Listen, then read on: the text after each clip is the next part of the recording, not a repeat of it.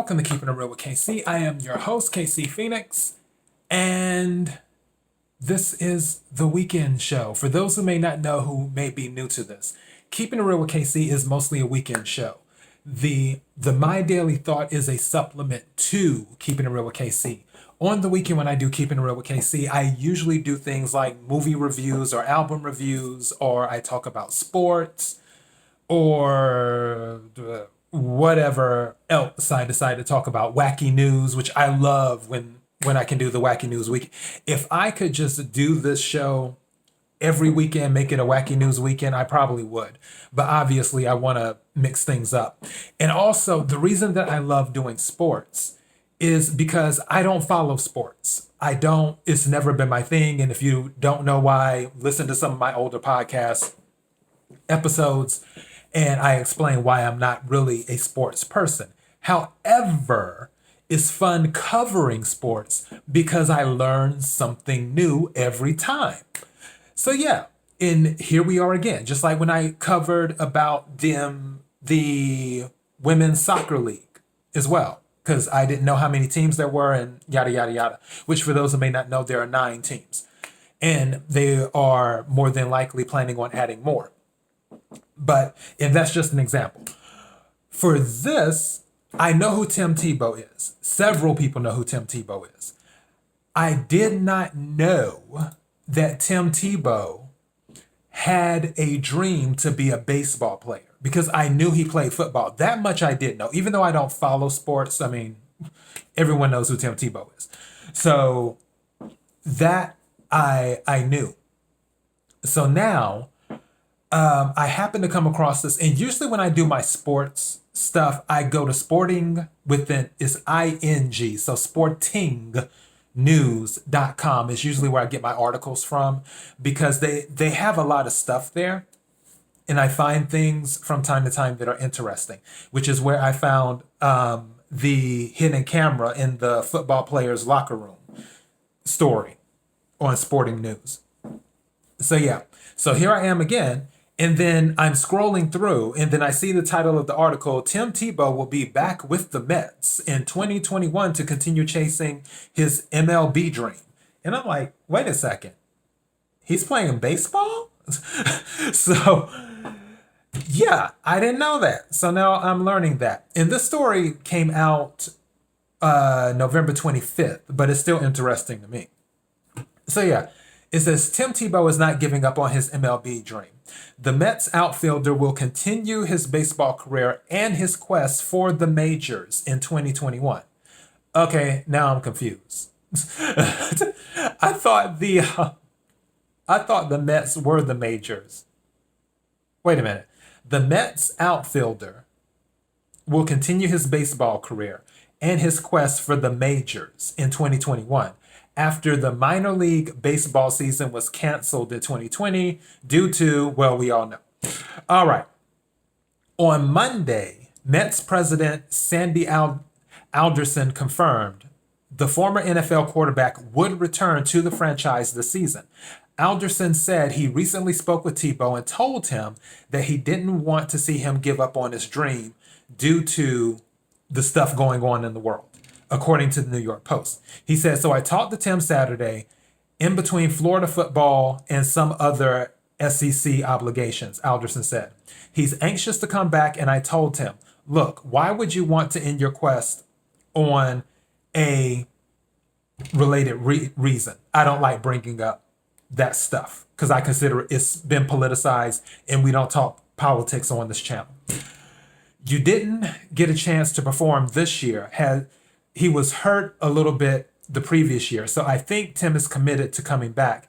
And I think we're committed to giving him an opportunity to do that. And we'll see where it goes. After 3 seasons in the NFL, Tebow was signed by the Mets in 2016. He reached the AAA level in 2019. While in AAA, Tebow hit 163 over 264 plate appearances. Now, again, I don't follow sports, so I would have to look that up. But for those who follow sports, yeah. And this was more of the side story the main story that I wanted to do was this one that I came across. This happened recently. This story was on the 3rd of December. And it was Texas high school player rushes field, shoves referee to turf after injection. Now, I watched this video, which, by the way, again, sportingnews.com. You can go to the website, you can watch the video. And in my opinion, the person who, okay, he didn't like the call. The person who was running on the field with him was acting like he was trying to stop him, but it didn't look like he was trying to stop him. It looked like he gave the appearance. And this is just my humble opinion. I can only go by what I see on the video. And when I was looking at the video, it was like he was running almost next to him. And then the guy, he doesn't like try to get in front of the guy. It's more like he's running next to the guy to like, hey, and he was kind of holding up his arm a little bit, but not trying to like jump in front and say, hey, stop, don't do it, don't do it. It wasn't like that when I was watching the video. So then dude pushes the referee to the ground. Now, I'm going to read the story to you. A Texas high school football player attacked a referee who ejected him from the game Thursday night. Emmanuel Duran, a senior defensive lineman, kicker, punter at Edinburgh High School, ran onto the field and shoved the official, identified by local media as Fred Garcia, to the turf at the 40-yard line in response to the ejection in the second quarter. Duran was tossed for committing a personal foul and an unsportsmanlike conduct penalty on the same play. Well, damn. The Monitor, a newspaper covering Texas Rio Grande Valley, reported that Durham received the unsportsmanlike conduct penalty for exchanging words with Garcia after being flagged for a late hit. Then, this was on Twitter. This was by some guy, Andrew McCullough, or whatever. His Twitter handle is by Andy McCullough. And it says, really, really ugly moment here in Edinburgh. I don't know what happened, but Emmanuel Duran was ejected from the game moments later. He ran onto the field and now see, dude, he didn't body slam. Okay. Now, just like I was saying, I call balls and strikes as they are. I call things as they are. When I had watched that video, the friend who was running by him acting like he was trying to stop him, even though he didn't stop him, he did not body slam the referee. The guy who he shoved the referee. This dude in his tweet flat out lied.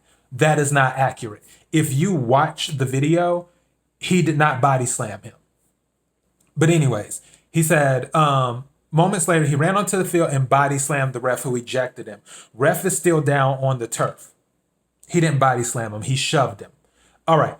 Per the Monitor, 4 Edinburgh police officers escorted Duran from the stadium after the incident. Well, we knew that was coming, which I did see the police come out on the field on this clip, by the way. So, although there was no word on whether he was arrested, the officers were at the game providing security. Garcia, 59, was removed from the field on a cart and evaluated for possible concussion and shoulder injury. The Monitor's Andrew McCullough reported the game proceeded with a shorthanded officiating crew. Garcia did not return to the game. Edinburgh head coach J.J. Legia, I believe that's how you pronounce it, is Lejia. Legia, or Lehia, declined to comment on the incident. In a post-game interview with McCullough, who wrote that Lehia did express disappointment that the incident marred the game, the officers also declined to comment per McCullough. Edinburgh defeated Farsan Juan Alamo North 35-21 for a berth in the Texas State playoffs in Class 6A Division I. The Monitor reported that Duran, who is also a top wrestler, was involved in a similar incident when he was playing soccer for Edinburgh last school year. He was suspended for the remainder of the season. Wow. Someone has anger issues. I'm not judging, I'm just observing. So, yeah, but he didn't body slam the ref. He pushed him. He shoved him. There's a difference between a shove and a body slam. So that's what happened. I thought that was interesting. So if you want to check out the video, you can go to sportingnews.com and you'll see it. Texas high school player rushes field, shoves referee to turf after ejection, which in this headline, they say it correct. But that Andrew McCullough guy, he didn't, in his tweet, that was inaccurate, the way he said that. But yeah, that is all I have for sports. I didn't see any other sports stories that I was like, oh, that's kind of interesting. Or, no, these were the only two that jumped out at me.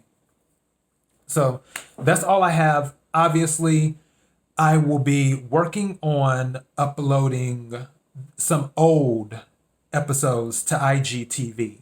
So for those who watch on IGTV, if you see old episode numbers creep up, whether it's the My Daily Thought or the Keeping It Real with KC, then that's just me uploading the back catalog to the platform and in doing that. And I will start that process more than likely tomorrow. And like I said, I will do a minimum of 5.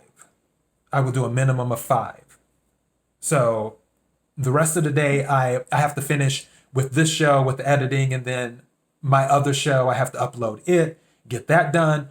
So yeah, tomorrow, as for IGTV, I'll start the process more than likely tomorrow with that. Anyways, thank you for everyone who's been supporting the show. I really, really appreciate it.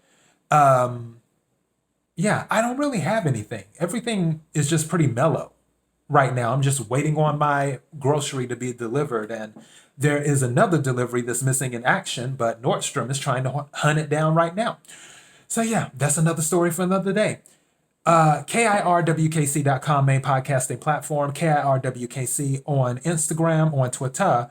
Facebook.com/KIRWKC. If you're watching this on YouTube or Daily Motion, don't forget to hit the subscribe button followed by notification bell for YouTube. That will let you know when I upload new videos. Thank you again to everyone who has been listening to the podcast. Shout out to the new listeners on iHeartRadio. That's all I got. Until next time, be blessed.